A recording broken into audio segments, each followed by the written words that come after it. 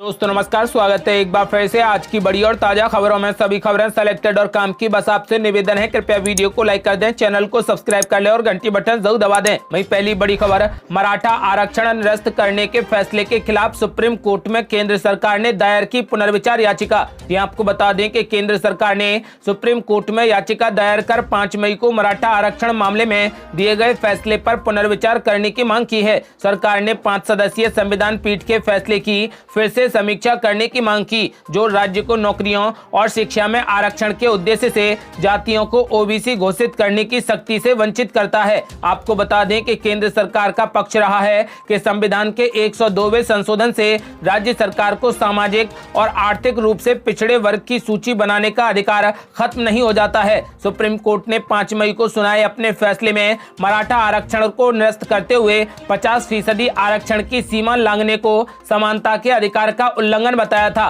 संविधान पीठ ने अपने फैसले में यह भी कहा था कि मराठा समुदाय के लोगों को उच्च शिक्षा व नौकरियों में दिए गए आरक्षण की अधिकतम सीमा 50% का उल्लंघन है, लिहाजा ये असंवैधानिक है, इसलिए इसे बिल्कुल निरस्त कर दिया गया। आपको बता दें कि सुप्रीम कोर्ट में केंद्र सरकार ने एक बार फिर से पुनर्विचार याचिका दायर की है। और बड़ी खबर, हिंदुत्व के मुद्दे पर माकपा ने बीजेपी को जमकर घेरा, कहा हिंदुत्व पर भरोसा कर महामारी से अनर्थकारी ढंग से निपट रही मोदी सरकार। आपको बता दें कि अब माकपा ने मोदी सरकार पर हमला बोल दिया है। पार्टी के मुखपत्र पीपुल्स डेमोक्रेसी में प्रकाशित एक संपादकीय में आरोप लगाया गया है कि मोदी सरकार कोविड-19 महामारी से अनर्थकारी ढंग से निपट रही है। इसका कारण विज्ञान की जगह उसका हिंदुत्ववादी दृष्टिकोण पर भरोसा करना है। संपादकीय में सरकार से सवाल किया गया है कि वह सुप्रीम कोर्ट की 3 सदस्यीय पीठ के सुझाव का पालन करने में क्यों विफल रही, जिसने मौजूदा टीकाकरण नीति पर पुनर्विचार करने को कहा था और सुझाव दिया था कि वो राज्यों को टीका आवंटन पर तुरंत फैसला करें, न कि उन्हें 2 टीका विनिर्माता कंपनियों से सौदा करने को छोड़ें। माकपा ने कहा कि टीकाकरण में असफलता और पिछले एक पखवाड़े में राज्यों में टीकाकरण की दर गिरकर 60% होने के बाद कोई भी संवेदनशील सरकार टीकाकरण कार्यक्रम पर फिर से काम करने के सुप्रीम कोर्ट के हस्तक्षेप का लाभ उठाती। लेकिन ये संवेदनशील सरकार नहीं है, ये ऐसी सरकार है जिसकी आंखों पर नव उदारवाद और हिंदुत्व की पट्टी बंधी है। उसने कहा कि पार्टी को उम्मीद है कि सुप्रीम कोर्ट संविधान के अनुच्छेद 14 और 21 के तहत प्रदत्त नागरिकों के जीवन के अधिकार के आधार पर सरकार को उसकी नीति बदलने के लिए निर्देश देने की इच्छा शक्ति दिखाएगा। आपको बता दें कि माकपा ने सीधा बीजेपी पर हमला बोल दिया और कहा कि बीजेपी हिंदुत्व पर भरोसा करती है और महामारी से अनर्थकारी ढंग से निपट रही है। और बड़ी खबर, पश्चिम बंगाल की मुख्यमंत्री ममता बनर्जी का बड़ा फैसला, पश्चिम बंगाल में 16 से 30 मई तक लगा संपूर्ण लॉकडाउन। ये आपको बता दें कि कोरोना महामारी से निपटने के लिए पश्चिम बंगाल सरकार ने 16 से 30 मई तक के लिए संपूर्ण लॉकडाउन की घोषणा कर दी है। 15 दिन के पूर्ण लॉकडाउन के दौरान प्राइवेट गाड़ियां, टैक्सियां, बस, मेट्रो ट्रेनों के संचालन की इजाजत नहीं होगी। सभी प्राइवेट और सरकारी दफ्तर, school, college, cinema hall, shopping mall, gym, market complex, restaurant, bar आदि बंद रहेंगे। संपूर्ण लॉकडाउन के दौरान जरूरी सेवाओं को छूट दी गई है। सब्जी बाजार, फल, पावर, रोटी, दूध, मोदी खाना आदि सुबह 7 बजे से लेकर 10 बजे तक खुले रहेंगे। मिठाई दुकानें सुबह 10 से शाम 5 बजे तक खुलेंगी। दवाई और चश्मे की दुकानें नियमित रूप से खुलेंगी। Local train, metro, railway, launch, ferry service, bus service बंद रहेंगी। प्राइवेट गाड़ियों और टैक्सियों को सिर्फ मरीजों के लिए ले आने जाने की छूट देगी। आपको बता दें कि समस्त प्रकार के सामाजिक, शैक्षणिक, राजनीतिक, धार्मिक समारोह पर पूरे तरीके से प्रतिबंध रहेगा। कारखाने भी बंद रहेंगे। मिलों में 30% मजदूर ही काम करेंगे। आपको बता दें कि मुख्यमंत्री ममता बनर्जी ने पश्चिम बंगाल में बढ़ते कोरोना केसों को लेकर बड़ा फैसला लिया है और पश्चिम बंगाल में 16 से लेकर 30 मई तक संपूर्ण लॉकडाउन लागू कर दिया है। और ये बड़ी खबर, राहुल गांधी का प्रधानमंत्री नरेंद्र मोदी पर तगड़ा हमला, बोले जो कहता था कि गंगा ने बुलाया है, आज उसने मां गंगा को रुलाया है। ये आपको बता दें कि कांग्रेस सांसद राहुल गांधी लगातार हर मुद्दे पर मोदी सरकार को घेरने में लगे हैं। एक बार फिर से उन्होंने गंगा में तैरते मिले शवों को लेकर मोदी सरकार को जमकर घेरा। उन्होंने कहा कि जो कहता था गंगा ने बुलाया है, आज उसने मां गंगा को रुलाया है। राहुल गांधी ने बिना नाम लिए सीधे पीएम मोदी पर तगड़ा हमला बोला। राहुल गांधी ने अपने ट्वीट के साथ एक खबर भी शेयर की है जिसमें दावा किया गया है कि गंगा किनारे 1140 किलोमीटर में 2000 से ज्यादा शव मिले हैं। इसमें यह भी कहा गया है कि कानपुर के शेरेश्वर घाट पर ही आधा किलोमीटर के एरिया में 400 लाशें दफन हैं। एक दिन पहले कांग्रेस महासचिव प्रियंका गांधी वाड्रा ने कहा कि बलिया और गाजीपुर में गंगा में शव तैर रहे हैं। रिपोर्ट में उन्नाव में नदी के किनारे बड़े पैमाने पर शव दफनाने की खबरें आ रही हैं। लखनऊ, गोरखपुर, झांसी और कानपुर जैसे शहरों से आधिकारिक संख्या कम बताई जा रही है। दरअसल यूपी के कई इलाकों में गंगा में शवों को तैरते देखा जा रहा है। हाल ही में वाराणसी में गंगा नदी और उससे सटे चंदौली जिले में आंशिक रूप से जले हुए शव सहित 7 और शव बरामद किए गए हैं। बिहार के अधिकारियों ने दावा किया है कि उत्तर प्रदेश से 71 शव बहकर राज्य में आ गए हैं। अधिकारियों ने इसके बाद नदी में नेट लगा दिया है। विपक्ष ने राज्य में कोविड की मौतों को कम बताने का आरोप लगाते हुए राज्य सरकार पर तगड़ा हमला बोला। समाजवादी पार्टी के अध्यक्ष अखिलेश यादव ने कहा कि गंगा में तैरती लाशें महज आंकड़े नहीं हैं, वे किसी के पिता, मां, भाई और बहन हैं। सरकार की जवाबदेही होनी चाहिए जिसने अपने लोगों को इतनी बुरे तरीके से विफल कर दिया है। आपको बता दें कि अब तक लगभग 2000 से ज्यादा शव मिल चुके हैं। और बड़ी खबर, ममता बनर्जी को लगा सबसे बड़ा झटका। ममता दीदी के छोटे भाई असीम बनर्जी का हुआ निधन। कोरोना संक्रमण से लड़ रहे थे जंग। आपको बता दें कि पश्चिम बंगाल की मुख्यमंत्री ममता बनर्जी के छोटे भाई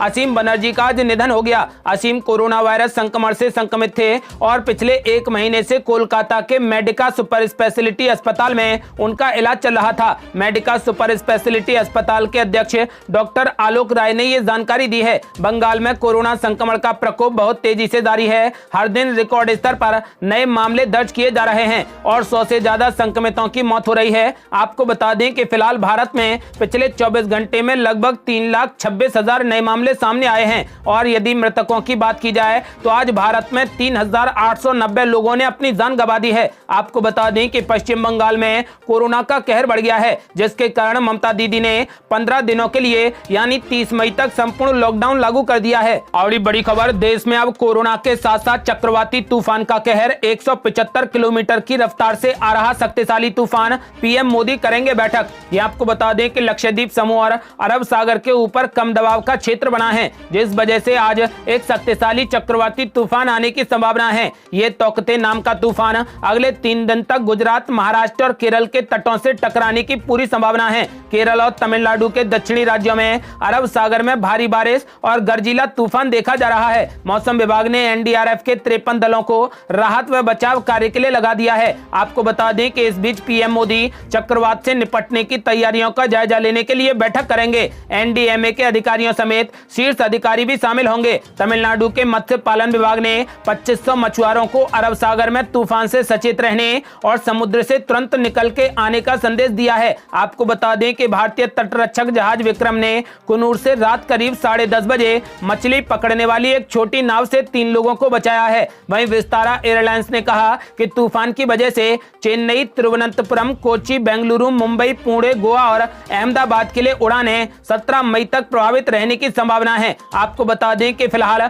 गुजरात, महाराष्ट्र और केरल में रेड अलर्ट जारी कर दिया गया है। और बड़ी खबर, कोरोना वैक्सीन को लेकर पीएम मोदी के खिलाफ अपमानजनक पोस्टर लगाने वाले 9 लोग हुए गिरफ्तार। ये आपको बता दें कि प्रधानमंत्री नरेंद्र मोदी के खिलाफ कई जगहों पर लगाए गए अपमानजनक पोस्टरों पर दिल्ली पुलिस हरकत में आ गई है। दिल्ली पुलिस ने कार्रवाई करते हुए पोस्टर लगाने के आरोप में 9 लोगों को गिरफ्तार कर लिया है। पोस्टर किसकी ओर से लगाए जा रहे हैं, पोस्टर में उसके नाम का जिक्र नहीं है। पोस्टर लगाने के बाद दिल्ली पुलिस ने भजनपुरा, खजूरी, गोकलपुरी और मानस सरोवर पार्क समेत कई थानों में मुकदमे दर्ज कर लिए हैं। पोस्टर लगाने के आरोप में कल्याणपुरी थाना ने 4 आरोपियों को भी गिरफ्तार कर लिया है। कुल मिलाकर अब तक 9 लोगों को गिरफ्तार कर लिया गया। गिरफ्तारी के दौरान पुलिस ने उनके पास से 800 से ज्यादा पोस्टर और 20 बैनर भी बरामद किए हैं। आपको बता दें कि पुलिस के मुताबिक इस मामले में आम आदमी पार्टी के पार्षद की संलिप्तता सामने आ रही है। पुलिस के मुताबिक गिरफ्तार किए गए सभी लोग कल्याणपुरी से आम आदमी पार्टी पार्षद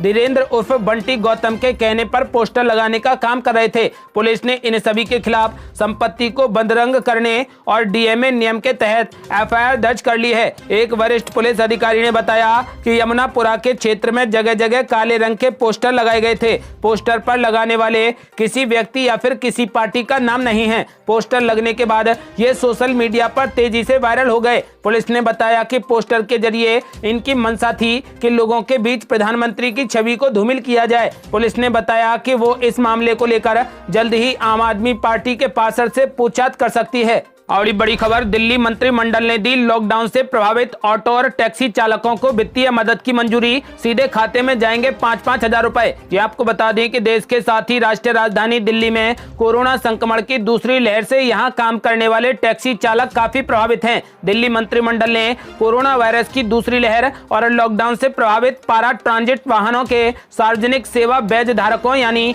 चालकों को 5-5 हजार रुपए की आर्थिक मदद देने के प्रस्ताव को शुक्रवार को मंजूरी दे दी है। दिल्ली के परिवहन विभाग ने एक बयान में बताया कि वर्ष 2020 के लाभार्थियों को फिर से आवेदन नहीं करना होगा और उनके आधार से जुड़े खाते में सीधे 5-5 हजार रुपए ट्रांसफर कर दिए जाएंगे। हालांकि ये स्थानीय निकाय की ओर से किए गए मृत्यु सत्यापन पर आधारित होगा। आपको बता दें कि फिल बयान में कहा गया है कि जल्द से जल्द ऑटो टैक्सी चालकों को वित्तीय मदद की मंजूरी मिल गई है और सीधे उनके खाते में 5-5 हजार रुपए ट्रांसफर कर दिए जाएंगे। ये थी अब तक की बेहद बड़ी खबरें। यदि आप भी चाहते हैं कि जल्द से जल्द कृषि कानून समाप्त हो जाए और भारत देश कोरोना मुक्त हो जाए तो इस वीडियो को लाइक कर अपनी राय हमें कमेंट बॉक्स में जरूर दें। यदि आपने अभी तक हमारे चैनल को सब्सक्राइब नहीं किया है तो कृपया चैनल को सब्सक्राइब कर घंटी बटन जरूर दबा दें। जल्दी मिलते हैं बड़ी अपडेट के साथ, तब तक के लिए जय हिंद, जय भारत।